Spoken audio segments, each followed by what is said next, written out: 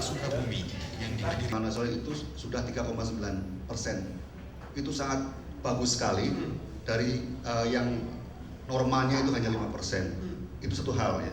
Tapi kalau kita tidak bisa mengendalikan ini semua dan kita terlalu panik ya mengatasi krisis ini akan bisa timbul penyebab yang kedua.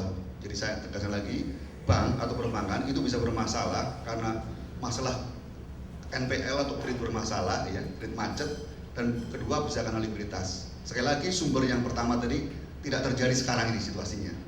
Yang bisa mengancam kita ini adalah sumber karena likuiditas. Dalam sejarah perbankan di negara-negara lain pun lebih banyak bank yang bangkrut karena masalah likuiditas dibanding dengan karena NPL. Ini kita harus sangat hati-hati dalam mengelola keterkaitannya satu sama lain itu luar biasa. Nah, sektor keuangan inilah yang menjadi alat bagi Amerika untuk mempertahankan dan terus-menerus melakukan hidup yang boros. Jadi Anda bisa bayangkan, utang Amerika, pemerintahnya, swasta, dan private itu sudah mencapai 245% dari GDP-nya sendiri. Akibat dari apa itu tadi? Utang yang dianak pinakan itu 245%. Jadi totalnya kira-kira 25 triliun dolar. 25 triliun dolar. Berapa rupiah itu Bang ya? GDP kita itu 0,4 triliun. Point of reference yang sama. Jangan sampai masalah ini didramatisir, apalagi dipolitisasi untuk tujuan tertentu. Sebab saya kira memang betul bahwa ada perbedaan antara krisis dulu dengan yang kita hadapi sekarang. Dan karena begini, kalau ini kita panik, ini malah semua hancur. Itu aja yang saya kira ini ingin ditegaskan. Yang semestinya tidak perlu terjadi demikian, karena kita tidak persis seperti dulu. Dulu saya ingat, kalau dulu ini yang masalah di Indonesia, pasar domestik bermasalah sehingga para pengusaha, saya ingat satu teman pengusaha garment yang mayoritasnya adalah dalam negeri, dia itu sangat terpukul dan dia mencari pasar ekspor. Sebaliknya dulu kita yang mengekspor itu sangat mudah dan sangat menguntungkan karena waktu itu nilai rupiah sangat rendah, 15 sampai 17 ribu, sehingga akan menguntungkan ekspor. Melindungi pasar domestik, bahwa jangan sampai pasar kita kalau kita lihat di pusat-pusat perbelanjaan, mayoritas barang itu. Juni 2008 ini loan to deposit ratio ini ya, perbandingan antara kredit dengan dana yang ditarik dari masyarakat itu sudah lebih dari 70%. Artinya karena begitu krisis waktu itu, pertama kali diselamatkan di berbagai negara itu adalah perbankannya, sektor keuangannya. Jadi bahkan tidak hanya penjaminan simpanan, pinjaman antar bank pun sudah dijaminkan di berbagai negara.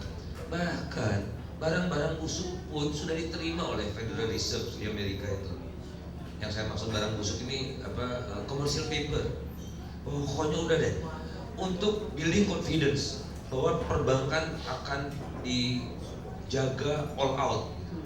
Nah, di Indonesia kelihatannya sangat lambat ya reaksinya. Saya berharap tidak menunggu kelihatan dengan kasat mata baru pemerintah mengambil action. Nah, kalau saya lihat di sini prioritinya kurang. Setahu saya tidak ada satu negara pun di dunia ini yang menyelamatkan pasar modalnya, nggak ada.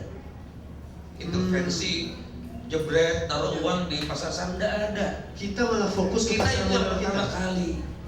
Bukankah apa yang terjadi terhadap bursa efek Indonesia bisa berpengaruh besar terhadap Kalaupun bursa efek bangkrut, no problem at all. Dibandingkan dengan kalau perbankannya hancur. Oh iya, tentu. Karena yang main di bursa efek itu 0,5% dari penduduk. Kalau perbankan hanya Pak Sigit, tingkat melek perbankan masyarakat Indonesia makin tinggi, BLT pun ada lewat perbankan. Jadi yang Anda mau katakan statement pemerintah itu salah sasaran gitu? Atau keperpihakannya salah? Lack of priority gitu. Prioritas. Apalagi kalau uang buat dana infrastruktur yang dipakai, kan ironis sekali. Justru perekonomian ini harus diinjak likuiditas gitu, ya. Kemudian bahayanya lagi di tengah kan kita tidak perlu malu. Dojo sudah turun setiap hari, kenapa kita harus tahan gitu kan?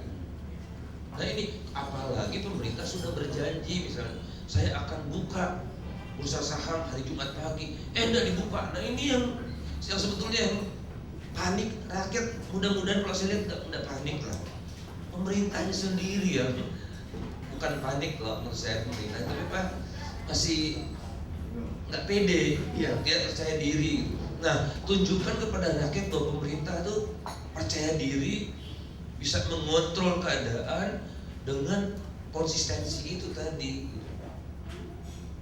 Jadi saya tidak mengatakan pasar modal dibiarkan, enggak, tapi pasar modal itu menjelang krisis indeksnya 300, iya kan? Dan tidak masalah.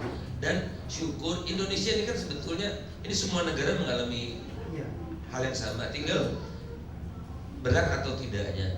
Nah Indonesia ini tidak cukup berat dampaknya dibandingkan Singapura misalnya. Orang Singapura kan link sektor keuangannya sama Amerika tinggi. Betul. Nah kalau Indonesia tidak. Jadi Indonesia krisisnya kurang dalam karena memang level kita masih belum sedalam sektor keuangan di negara-negara lain. Jadi kita bukan karena kita pandai, tapi memang kita belum levelnya gitu. Oke, kalau kita boleh memprioritaskan, pemerintah boleh memprioritaskan kepada perbankan seperti yang Abang bilang tadi, apa langkah-langkah yang harus dilakukan oleh pemerintah supaya ini tidak paling tidak terlambat ya, tidak menjadi basi gitu ya? Pertama, pemerintah secara aktif atau Bank Indonesia secara aktif membantu bank-bank yang kekurangan likuiditas. Bank-bank ini kekurangan likuiditas bukan karena jelek, sudah terkonsolidasi bank-bank ini secara return on asset-nya bagus, return on equity, net interest margin, semualah tadi Pak Sigit juga telah sampaikan CAR-nya juga ya Pak ya, semua bagus dan tertinggi di antara negara-negara tetangga. Jadi sudah terkonsolidasi. Nah tapi gara-gara pemerintah sendiri, pemerintah kan tarik dana dari masyarakat dalam bentuk pajak. Nah pajak-pajak ini kan digunakan untuk membiayai pembangunan. Nah pembiayaan pembangunannya seret. Jadi uang pemerintah yang dari rakyat itu numpuk di BI. Jadi yang bikin masalah likuiditas ketat ya pemerintah sendiri gitu. Kemudian saya potong, seret karena disbursementnya lamban. Walaupun mulai Oktober ini baru, tapi kan udah terpentok baru semua sadar gitu kan. Dan ini sudah bertahun-tahun seperti itu. Jadi tingkat disbursementnya baru 54% sampai bulan Oktober. Padahal Oktober udah bulan 10 kan, harusnya kan 10/12 itu. Nah, kemudian kedua, likuiditas ketat itu karena apa? Karena bank sentral kerjanya intervensi rupiah terus. Kira-kira dari Januari sampai sekarang sudah dihabiskan 16 miliar US dollar untuk jaga rupiah.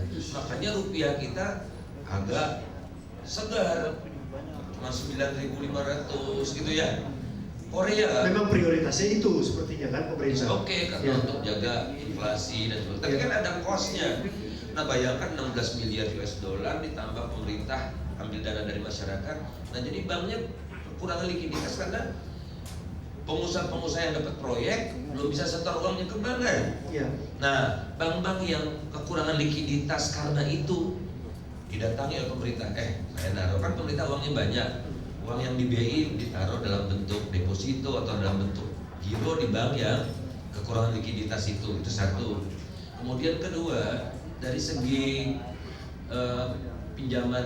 penjaminan saya rasa sudah sepantasnya dinaikkan untuk temporary. Jadi di negara-negara lain juga bukan penjaminan permanen yang dinaikkan, tapi untuk kurun waktu tertentu penjaminan dinaikkan menjadi, kalau sekarang 100 juta rupiah, menurut saya tidak ada salahnya sampai ke 1 miliar, bahkan sampai 5 miliar sekalipun. Nah, teman-teman DPR barangkali nanti marah, orang-orang kaya ini. Tapi orang-orang kaya ini yang bisa create problem kalau mereka marah gitu, kalau mereka resah gitu. Jadi bukan persoalan kaya miskin ini, tapi building confidence di sektor perbankan. Itu dua yang pertama yang menurut selalu dia melihat salah satu. Saya mau dengar dari seorang pengusaha ya, apa yang di